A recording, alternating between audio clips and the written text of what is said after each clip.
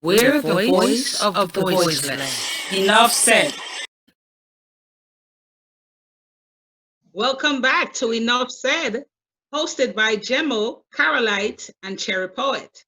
Today's topic, mentally ill, and why do we treat the mentally ill so badly? Before I go on, let me just say this cap right here, it's not just on my head for the sake of being on my head. It says, what does it say? Lead by example. Exactly. And if, in light of the recent police killing of Walter Wallace Jr. in Philadelphia, not far from where I live, we've talked about these officers so long and their behaviors, their excessive force, their brutality of the Black man. I just wish the police could look at this hat right now and tell you what, lead by example. Brutalizing people. With that said, Caroline, what say ye? Wow. My heart is so heavy today. This topic of mental illness is such a heavy topic because there's just so much that is wrong with the way that the mentally ill are treated, not just only in this country, but all over the entire world. And it's really sad because mental illness, manifests itself in so many different ways. And it's just a wide range of conditions that affect people's mood, their thinking, their behaviors.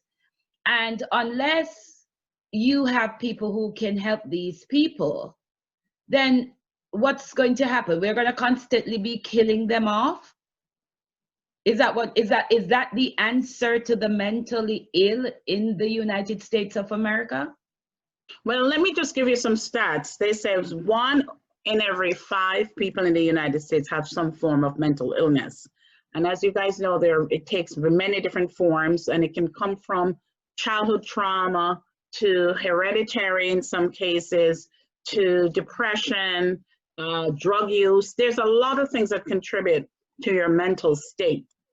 And my feeling is if 1 in every 5 adults in the US, and it's getting very prevalent among kids as well, have mental illness, at some point, somebody or all of them could get shot by the police.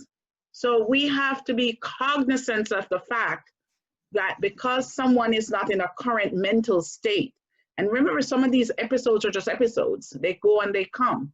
I'm sure people know people who have schizophrenic or bipolar or whatever the mental illness is, anxiety disorder, that might have it for a moment and just not have it another time. And these people are really good, decent people when they're living their regular lives. So the stereotype and the stigma against mental people in the world should end. Absolutely. I personally know several people who have mental illness, and you know what? They're some of the most successful people. They're some of the most people who you would see holding down a job for years. They're a lot of them are the people you would see on a job for 18 years. They're stable when they're okay. You know what I'm saying? But the way people look at them, think about when we were children and we would see crazy people on the street, and we'd laugh and, make jokes and all these things. But when you understand that it's an illness, you understand that the police need to be, sensitized. These, they need to be able to recognize this stuff. In this particular situation with Walter Wallace Jr., we're going to say his name, Walter Wallace Jr. Black lives do matter, by the way. In his particular case, his mom calls the cops and says, my son has mental illness. He's acting up. I need some help. And they come. And if you listen to the witnesses will tell you the whole neighborhood was screaming, "Don't shoot him. We all know him." You know, his own mom ran in front of him trying to block them, and they still just just shot this man like 13 times. You know, it's like, you know, the people, from the people's perspective that's in that neighborhood, they're like, the cops just came to kill. They came out with the mindset of killing someone, and that, my friends, is sad. It's sad, and it's disheartening, and it's hurtful.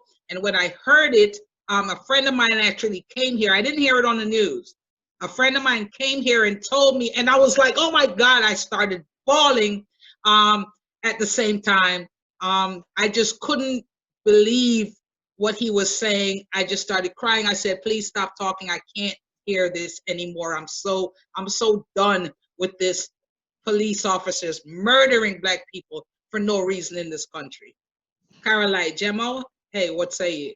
And then to add insult to the whole thing, this was the second or third time they went out. So they were called to the home before. They went out before. They knew they were dealing with a mental health situation. They went before, and then they were called again. So this is not even a case where they were just called and then realized that it was a mental health issue. They knew what they were getting into before they got there. And yet they went with guns. Nobody had tasers. Nobody had any form of strategy as to how to de-escalate the situation. And as usual, they treat the mentally ill like they're criminals with guns, and then you're gonna shoot him not only one time, but 13 times. Yep. A guy with a knife and several police officers with gun, and you're shooting 13 times. That to me is just ludicrous. Ridiculous. Jemo, really, you know, on what you were saying, Caroline, for one, yeah, they go out with these guns ready to kill. They know the guy is sick. They know he's mentally ill. They're distance away from him. You know, so they can't claim that he was any threat to them. They have the whole neighborhood screaming at them. We know this guy, blah, blah, blah. They already know he's sick, and they still go out, you know, and blow his brains out. It's horrific. Police officers, you need to get off the drugs that you're on. You need to stop popping Mollies or Vicodin or whatever it is you guys are doing. You need to understand that every human being deserves respect and deserves taken care of. And if you know someone is mentally ill, you know, come out with a different mindset, put the guns away. And the thing that I really wanted to say was, from what I know of mentally ill people, and I know many, they have a fear of authority. Once they see someone in a suit, a military suit, a police officer suit, they tend to draw back. So that alone, you know, if they had just come to him and set themselves in front of him and say, listen, man, put the knife down, 9 times out of 10, he would have. Well, let me just say this, couple things. One, if police officers can't deal with someone with a knife, whether they're mentally ill or not, they don't deserve to be police officers. They're too darn scared, and they're too darn disrespectful, especially of Black people. Now, having said that, I read that they've killed 2 Hispanics, one in California and I think one in Texas.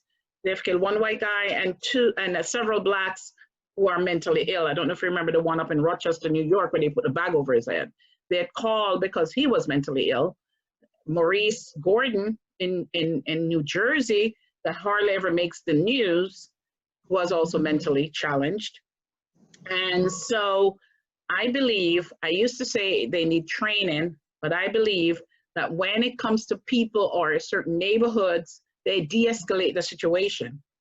But because they have this feeling, this animus, this hatred in their heart, and it has to do with racism, that they will kill Black and brown people at a vast majority of instances, more so than anyone else.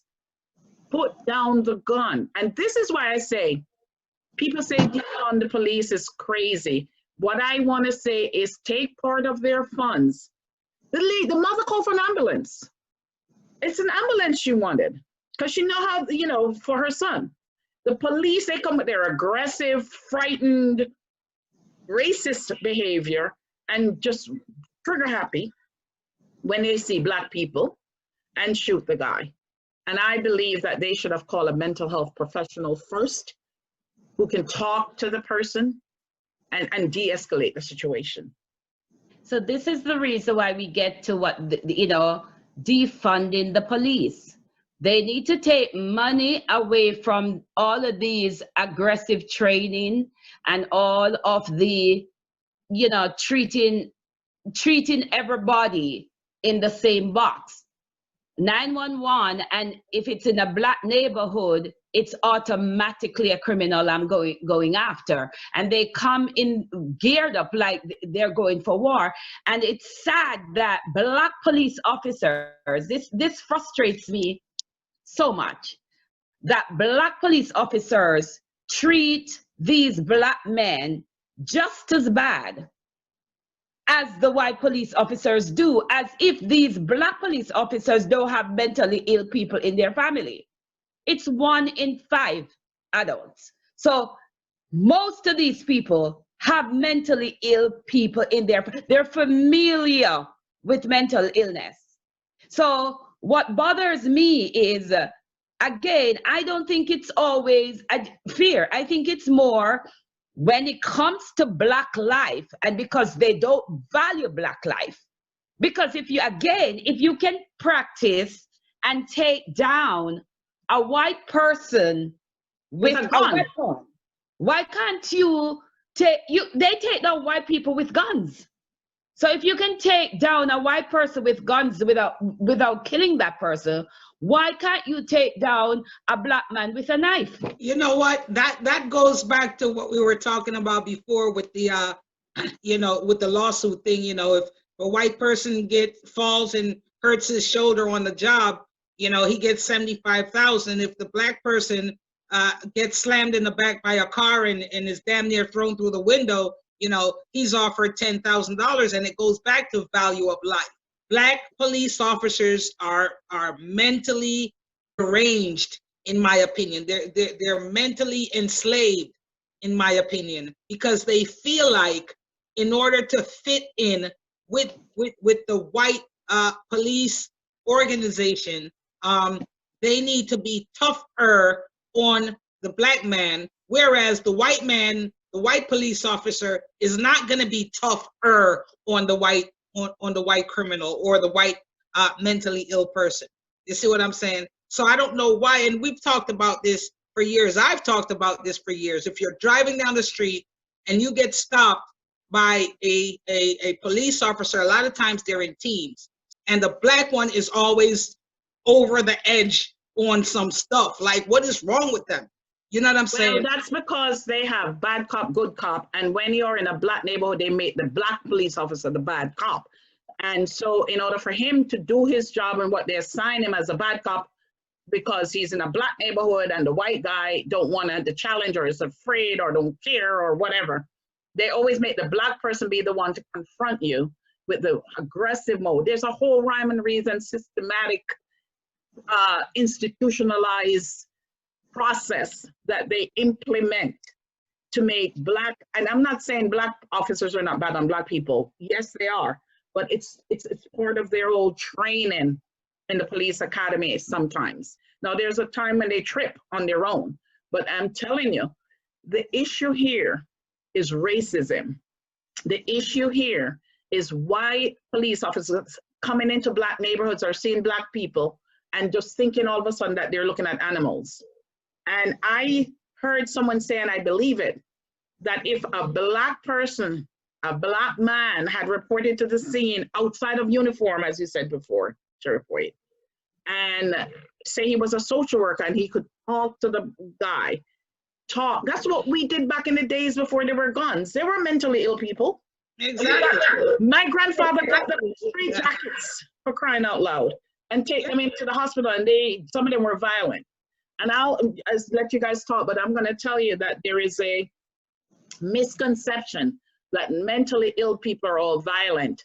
And the statistics show that the majority of mentally ill people are not violent. And this is not just police officers, this is society in general, thinking that mentally ill means violent. That's yeah. I mean, in fact, we grew up. I personally grew up with a family member who had mental illness, and seeing other people in the area who had mental illness, and when they got sick and started, you know, the ones who do get violent start getting violent. The whole neighborhood would get together, grab them, you know, get them to the hospital, look after them, you know, because we knew what we were dealing with, you know. And I'm just a kid at the time, but I would see the older ones, you know, trying to calm that person down and trying to get them to the hospital. Nobody tried to kill them, you know. So what is wrong with these police officers? You know, let's try to stay with the mental illness here. Again, like Jemo said, it's so far and wide. You know, mental illness could just be a bout of depression. It could be a lot of things. You could have, again, a lot of the people I know who have mental illness, who take medicine every day of their life, are people who are doing very well in life. Right. They stay in the job, they're focused, they do right, but when they get off, they get off. What are you going to do?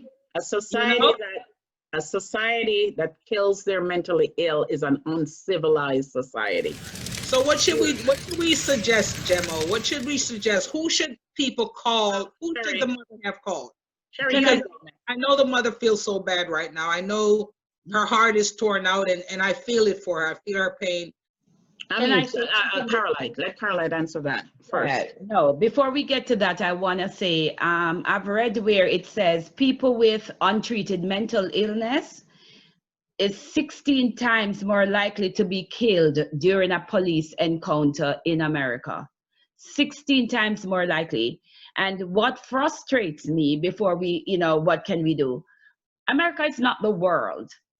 We have England, we have other places in the world that deal with mental health people, and their cops are not killing these mental health people. Absolutely. Cops are trained to how to de-escalate situations. Now, again, if the guy has a gun, I could understand a gun pointed at a cop. He can say, I fear for my life, therefore I shoot. But who takes a knife to a gunfight, and it's with cops, and it's more than one cop with guns pointed at you? If somebody takes a knife to that fight, that person is obviously mentally impaired. Who takes a knife with 3 guns pointed at you? And even if he lounge at the cops, they're trained to step back, find ways to de-escalate, and get the weapon away from the guy without shooting to kill. Okay, I'd venture to say that even if he's pointing a gun at them, they didn't have to shoot him so 14 times or 13 times, or how many times. You shoot to deter. Exactly. You know, you shoot in their legs, or you know, so you can take them down alive. But it's the disrespect of the black man's life why they shoot so many bullets, 13 and 14 bullets into. That's like overkill. That's overkill, right? Absolutely. Overkill. You know, and why are you shooting to kill in the first place? But let me tell you a quick story. When I lived in New York, I signed up to drive paratransit, and they sent us to a training. At the training, they had a police officer who was just looking for like a part-time job or something. So he was at the training as well. And once he mentioned that he was a police officer, I mean, afterward, I felt like, oh my God, why did you do that? But the first thing out of my mouth was, why are you always killing people? You know? And so he began to explain to me that, you know, when you get a call and you go out there, your adrenaline is rushing. You can't stop to think, okay, let me shoot this guy in his foot. But hey, white police officers stop to think when it comes to white people. Ah, So that makes no sense. The other thing, when you're saying they should be trained to de-escalate a problem, you know, this same officer told me how to take a gun from a person if they have it pointed at you. So they know this. they know it. It's part of their training. How to take a knife from a person.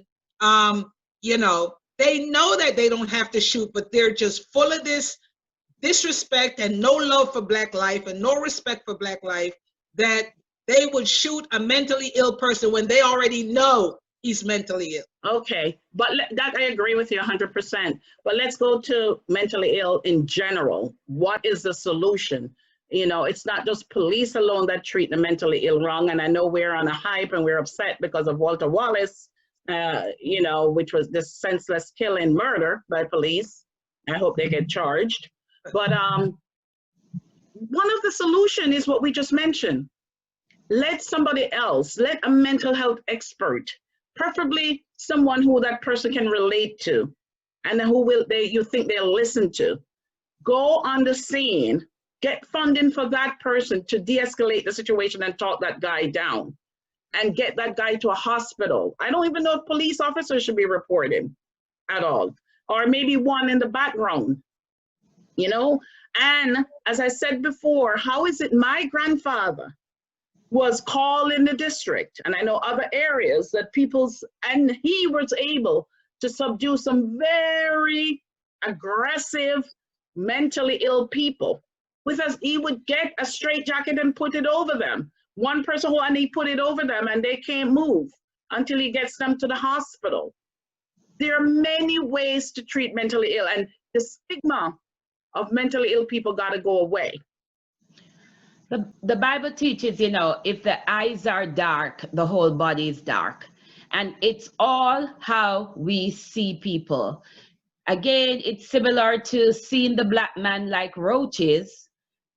You look at, they see the mentally ill as if they're not human beings. They are problems. They're problems, they're termites. They're problems to society.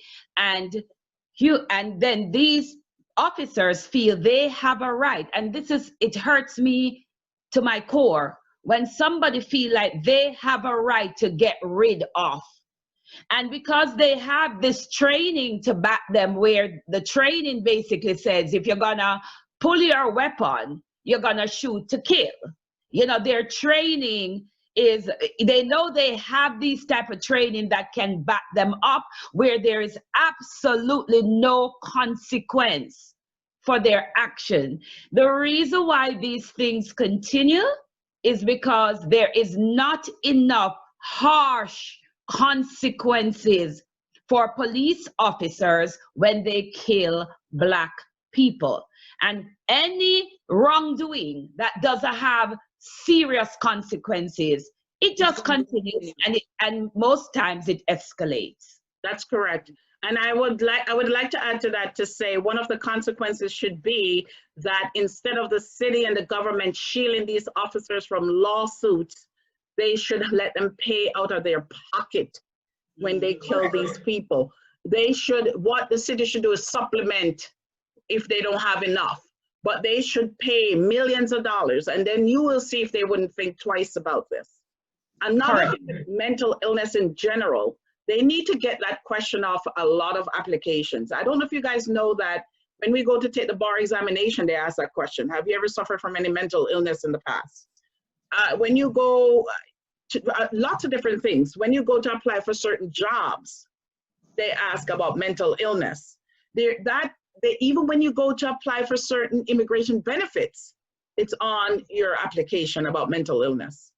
They need to take that information, unless it's a sensitive job with maybe the FBI, maybe they want to know, but they need to take it off exam. What difference does it make on an examination if you're going into college? When, you know, if they have an episode at college, you get someone to subdue them again, de-escalate and get them to a hospital. You're not supposed to treat mental illness any different from you do physical illness. So if somebody gets sick on the job, you take them to the hospital physically. If they get mentally sick, you take them to a hospital. That's what you do. Yeah, you know, but the stigma is people fear it. And so I think one of the things that can be done is, just like how when they had, and they still do, kids being bullied in schools, and they had this whole no bullying campaign.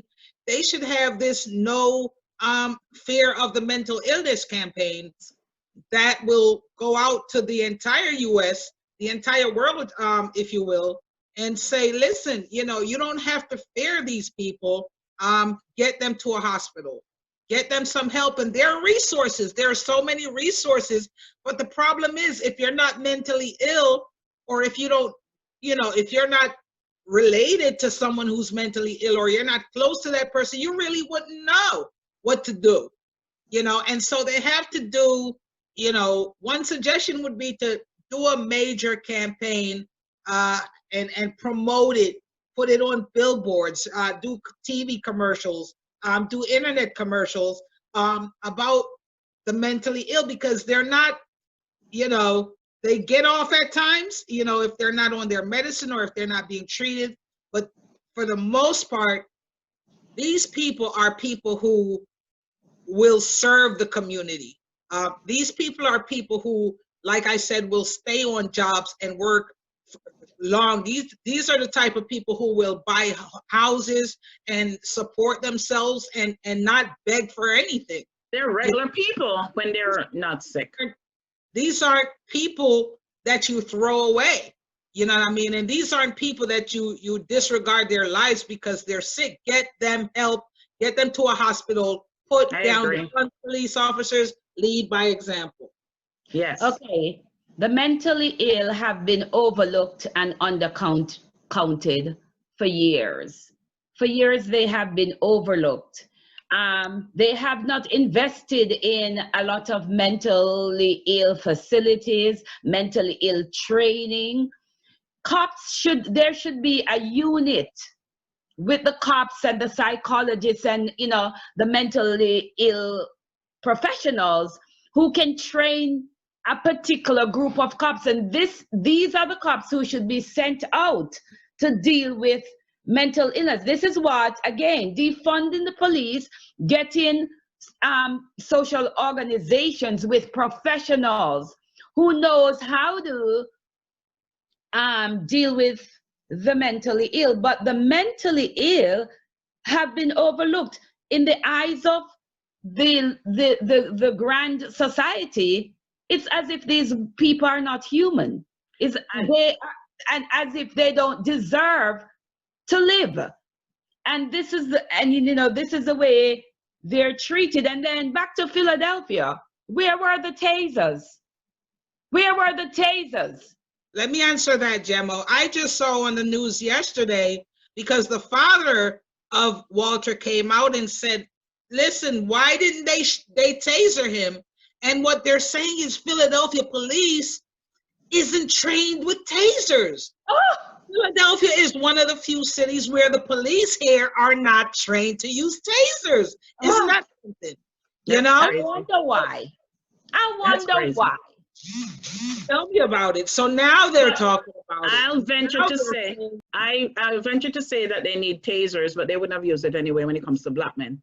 In that situation, as long as a black man has a pencil in his hand, the white guy feels that they should shoot him. But yes, they should get tasers. They should learn to use them. They should implement them in Philly, and they're working on that. I would even go further back and say mental illness should be taught in school. Exactly. So many people who are mentally ill who are ashamed. I read up on them. They're ashamed to let people know. They're depressed, they're mentally ill, they're sick, they have anxiety disorder. They're afraid to let people know. They hide it. They go off, and sometimes you might see somebody act strange or weird, or you might see them off in a corner by themselves, no friends, or whatever the case might be. And it's because they're ashamed to let people know, because they're so looked down upon in this society. So if you start teaching the young kids, people know when you have to move away from someone if they're getting too aggressive. People know that. But you have to have training, to me, from elementary school on different mental illness, depression. It doesn't have to be the really bad mental illness. It comes in all ranges, as we said before. training is needed in schools about it, so we can be more sensitive to people and more sensitive to the illness. Exactly. People who suffer from mental illness go out to schools from elementary right up, you know, and do a talk in the classroom or in the auditorium about what it feels like, what it's like, what are you going through? Because some people, like Jemo said, aren't born with it. It's life that shocked you and rocked you and dipped you and split you up that, you know, causes it. Other times it's hereditary, like Jemo said. But these people aren't, you know, the roaches or the rats of society. These people are good people when they're treated, when they're taking medicine, you know, when they're being treated. And again, there are many resources here, but we just, you know, people just don't know about it. And I think, you know, I believe that people like police officers should be trained. They should know about it. You know, another suggestion would be, you know, once someone calls in and says, I have someone mentally ill and they need help, you know, if the police isn't trained, then that call should be forwarded to an organization that can help, so that organization could have someone come out and meet them at the scene, you know, and de-escalate the problem instead of disregarding lives and acting as if, you know, you're judge and jury and you could make a life and all this stuff. Like, you know, you want to go home to your family, police officers, guess what? That mother wanted her son to come home, you know? And I just want to say the mental health is affected by your biological. It can be affected by your biological things, psychological things, and social sources of distress. So anybody, any human being pushed to a certain limit can end up having what they call a psychotic break. So again, I agree with you, Jemo, where these things should be taught in schools. You know, these things, you know, people should be more educated about the mentally ill or things that could push somebody to a level where they snap, and so that people can learn to be less judgmental, less critical, because most, like you said, 1 in 5, but any human being can become mentally ill at any walk in their life. Well, so we need to stop nonsense. Go ahead, Jen. Statistics are 1 in 5, but I venture to say, I'd beg to say it's a lot more than that. Exactly. I think it's a lot more. A lot of people are hiding it. A lot of people. I think it's a damn near 75% of.